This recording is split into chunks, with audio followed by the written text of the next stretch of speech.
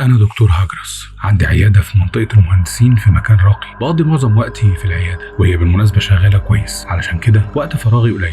من أسبوع بدأت تحصل حاجات غريبة من المرضى. كنت لسه واصل العيادة ودخلت أوضة الكشف وقعدت على مكتبي وراجعت بسرعة عدد المرضى اللي موجودين من شاشة اللابتوب، ورنيت الجرس للممرضة علشان تدخل أول مريض.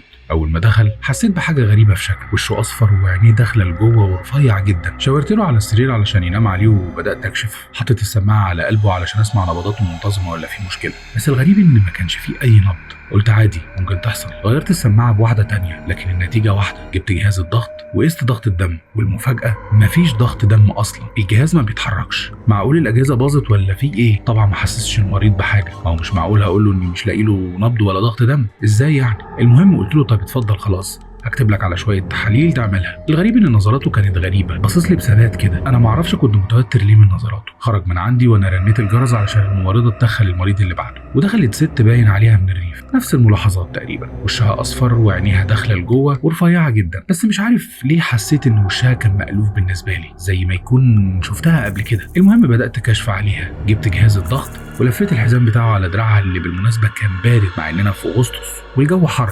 والمفاجأة بقى ان مؤشر الجهاز ما اتحركش برضه زي اللي قبلها. حطيت السماعة على قلبها برضه مفيش نبض. هو في ايه النهارده؟ لسه هسألها. شفت عينيها ونظراتها وفجأة مسكت ايدي. حسيت كأن كهربا مسكتني ولقيتني كأني اتنقلت لمكان تاني. شفت نفسي وانا في بداية حياتي العملية لما كنت لسه دكتور امتياز في مستشفى في احد القرى في الصعيد، وكنت في نوباتشية ليل. وجت حالة بالليل متأخر، ست ريفية واضح على لونها الاصفر وبطنها المنفوخة ونفسها اللي بتاخده بصعوبة ان عندها بداية فشل كبدي كلوي. وطلب مني الدكتور المقيم ان اسحب منها بعمليه بذل لتر واحد بس علشان تعرف تتنفس. انا ركبت لها ابره البذل في بطنها وبدا السائل الشفاف ينزل منها، وسبتها ورحت اوضتي اريح شويه لحد ما يعدي نص ساعه تكون خلصت. بس للاسف الوقت كان متاخر قرب الفجر، وانا ريحت على سريري شويه على اساس الممرضه هتبلغني اول ما تلاقي ان الست فضت كميه مناسبه. ونمت اكتر من ساعه. قمت بعدها واكتشفت الكارثه. الست فضت السائل كله وبطنها بقت فاضيه تماما، وبنظره على وشها عرفت انها ماتت بسبب اهمالي. انا غطيت الحاله والحمد لله ان محدش شاف اللي حصل.